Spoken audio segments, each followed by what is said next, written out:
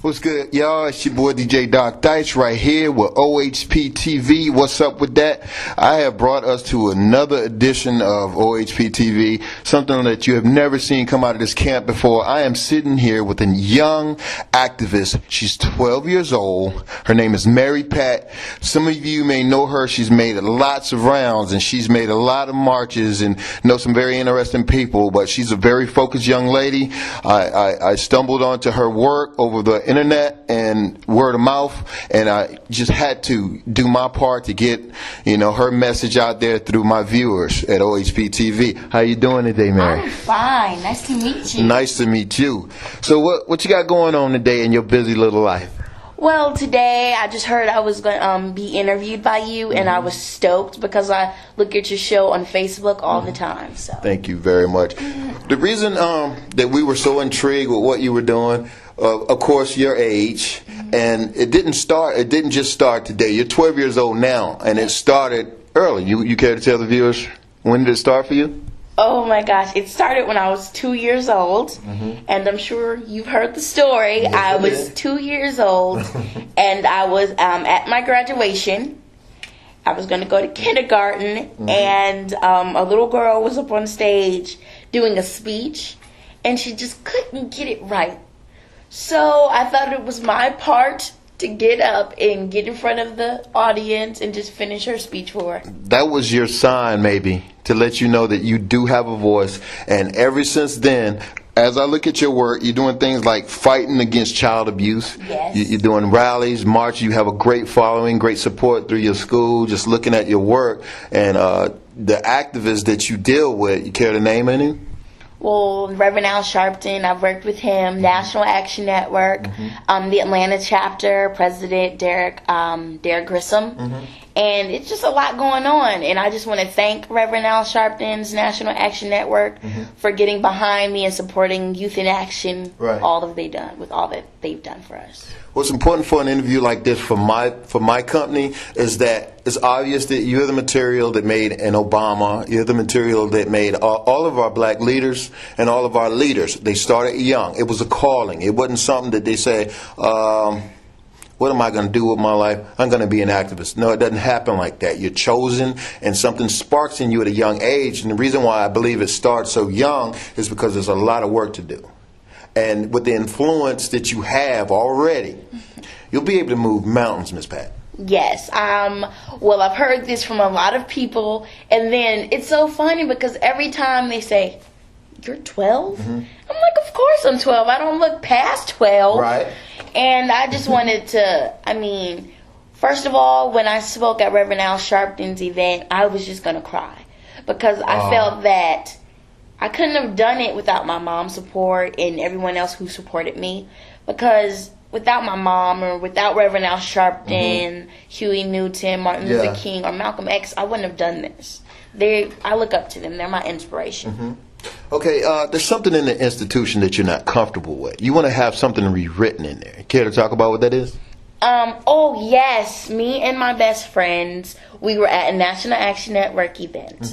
And someone gave us this paper, and we were reading it. So I was like, we got to look this up. So then I I went up on the internet, I looked it up, and then I said, I can't believe they still have this in here. Right. And then it said that us black people, they feel that we're still 1/4 of a human. One more time, please repeat that. They still feel that us black people are still 1/4 of a human. Next year, this is going to be our first project. Okay. We want to go to Washington, and we want to make sure we get this out. Okay. We are more than just 1/4 of a human. We are a human being. Absolutely. And we just want to set that straight. Okay, so what would you need to get that moving forward other than what you're already doing? Is there some type of funding that you're going to need? You're going to need some donations, sponsorships? What do you need? We need grants. We need donations. We need everything we can because we have to ship 44 youth to Washington, D.C., and that's a lot. That is a lot. This is like a call for the government to step in and do something like that. We all know that the government really don't make any moves until they see how powerful you are politically. And I think, well, in fact, I know that you have a voice. You have what it takes to get anything done. Like I said earlier, you can move mountains. You will move mountains. This is what Martin Luther King was all about. This is what, like you say, Al Sharpton, Jesse Jackson, all of our leaders. This is what this was all about. And you're just evidence that it's not going to go away. We're going to be treated 100% fairly, and we're going to take it by force, but we're going to do it the right way. And you know what else I wanted to set straight? Is that everyone thinks I'm just an activist. I want to be called a revolutionary. Wow, revolutionary. I want to be everywhere. I'm not just going to stay in the United States of America. I want to go to Africa. Okay. I want to go everywhere. What have some of your tours included so far? Well, I'm supposed to be going to Tennessee, Los Angeles, and some other places down south. But I just want to travel to Spain. I want to go to. I haven't traveled out of country yet. Okay. But I have been to different states. Okay. But I just want to travel countries. Right. This is a global issue. I do agree. This is a global issue. Our youth. Seems like when we have adamant youth about things, we tend to start looking at it differently, because maybe it's something that, as a people, I think we still have somewhat of a slave mentality where some of us get comfortable, complacent, accepting. And you know what else? This is what started it. I was looking on the internet. My principal came to me. She said, I think you can do this. And I said, what? She says, I want you to read this book, the Willie Lynch book. Okay. And I want you to see what sticks out most for you. All of a sudden, I found the Willie Lynch letter. Yeah. I looked it up even more on the internet. Right. And then I said, this is still what's separating our people till this day.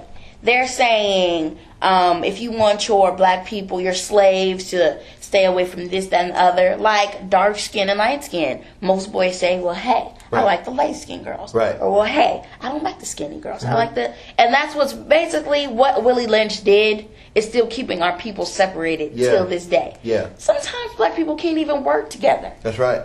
I mean, I just feel that we need to change that as well. The Willie Lynch book that she's referring to, it goes into mental slavery. He knew that it was time that we would be freed physically, but in order to keep your slave under control, he had a step-by-step book teaching you how to keep your slave enslaved mentally for generations and generations and to come. And they still have the book.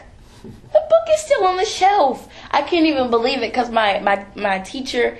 my principals and whatever, we took the field trip to the library and the historical library, and they still have the book. They have the book in the Black History Library somewhere downtown. I'm not sure where it is. And they have the book in regular libraries, and I can't believe they still have the book out. That's what really shocked me. In a time where you would have black leaders so powerful, we have a black president, chief of command. We have everything in place that we need in place. The things that we don't do is move on as far as coming, like I said earlier, coming out of our shelter, coming out of our comfort zone. How important is it for someone who has everything that they could dream of? They have the cars, they have the house, they have the jewelry, the money, they can take trips. How do you get them involved in such a movement? Well, first of all, I'm going to bring up the Bible. The Bible says every wealthy man, the size of a camel, would have to fit into a needle the size of a, the little needle that you stitch your clothes in. They would have to fit a camel through the little needle eye. And basically what I'm trying to say is every wealthy person thinks they're so good enough. Not all of them, but most of them feel that they're good enough and they have everything they want. They run people around. And that's not right. So God says, if you're wealthy and you want to get into heaven, do something. Like, donate a lot of money, because you have it. Just share it. Right. So I just feel like people should help us more, because me as a youth, I know I do have a strong voice, but I can't do this alone. Right. Me and Youth in Action, because us at Youth in Action, we have more than just being advocates. We want to be actresses, singers, dancers, And we just want them to know that we can't do this alone, because we are youth. And most people believe that youth can't do it. Okay. But we just want to let them know we can do it, but we still need help from adults. Thank you very much. This is Mary Pat. Of course, O.H.P TV will be following her. Now that we know about her, now that we've finally met her, this young lady is incredible, people. We had to cover this story, but we will be following her with her endeavors. O.H.P TV. That's what's up.